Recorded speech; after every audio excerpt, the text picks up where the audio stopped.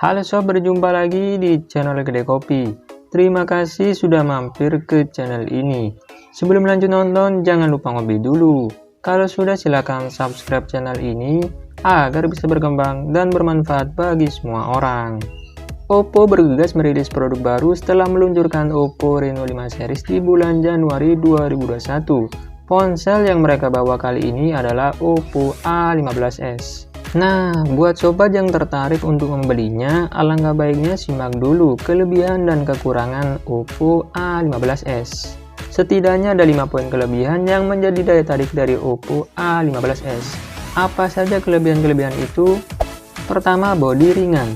Pemakaian material plastik polikarbonat kembali ngetrend. Padahal produsen ponsel beberapa tahun belakangan ini berlomba-lomba memberi material aluminium dan kaca, tak terkecuali untuk ponsel kelas entry.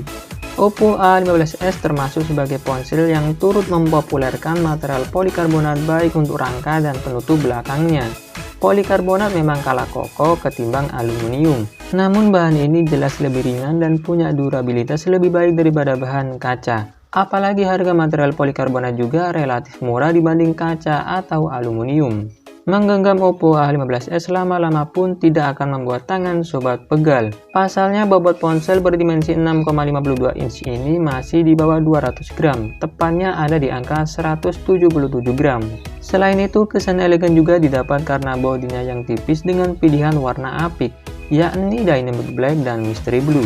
Dua warna itu tampak glossy, tak meninggalkan sidik jari dan tidak terlalu licin. Kedua, tampilan oke. Tampilan layar Oppo A15s memang tidak terlalu istimewa.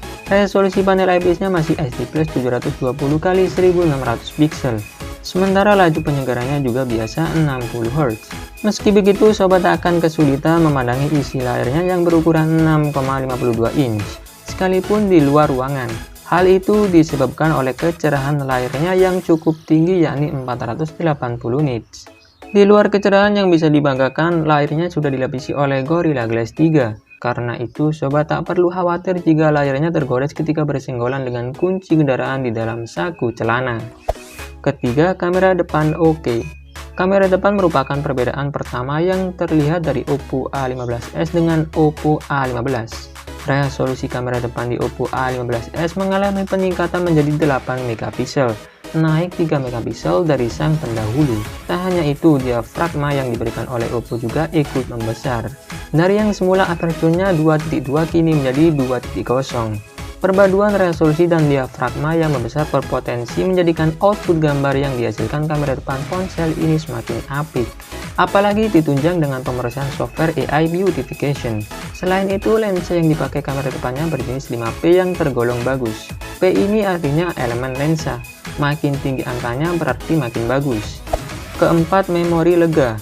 Tak cuma kamera depan yang jadi pembeda, namun juga sektor penyimpanan internal dan RAM.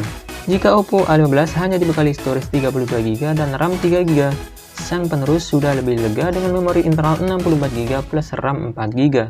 Sobat pun tak akan ragu untuk memainkan beragam game dan aplikasi di ponsel ini.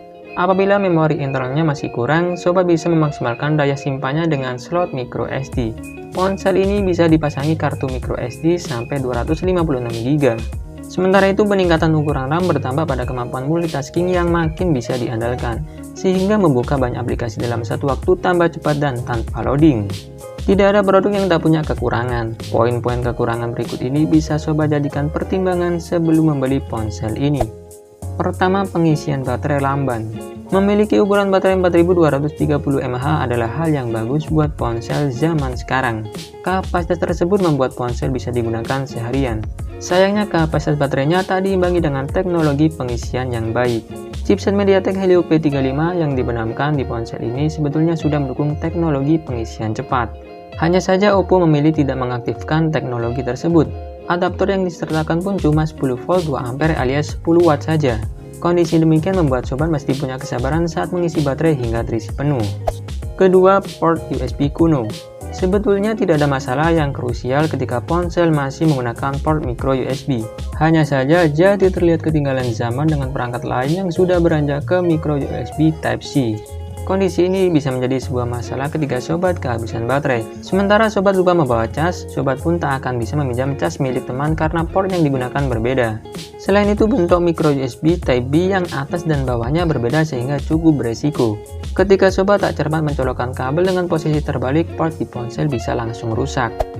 Ketiga, chipset agak lawas.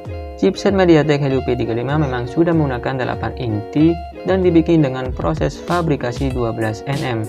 Chipset ini tergolong iri daya, namun jika melihat kapan masa peluncurannya, Helio P35 terlihat agak jadul. Chipset ini dirilis ke publik pada kuartal pertama 2019. Beberapa ponsel yang mengandalkan chip ini telah beralih ke chipset kelas entry yang lebih baru, yakni seri G, seperti Helio G35 yang keluar pada kuartal kedua 2020. Chipset yang terakhir disebut jelas lebih powerful ketimbang Helio P35. Melalui pengujian AnTuTu 8 yang dilakukan situs Naro Review, Helio P35 hanya membukukan skor GPU 11.000, sedangkan Helio G35 mencapai 13.274. Angka tersebut bisa sedikit memberi gambaran bahwa Helio P35 kurang cocok untuk diajak memainkan game berat. Meski begitu, game-game seperti Mobile Legends, PUBG Mobile, Free Fire tetap bisa dimainkan dengan pengaturan grafik wajar.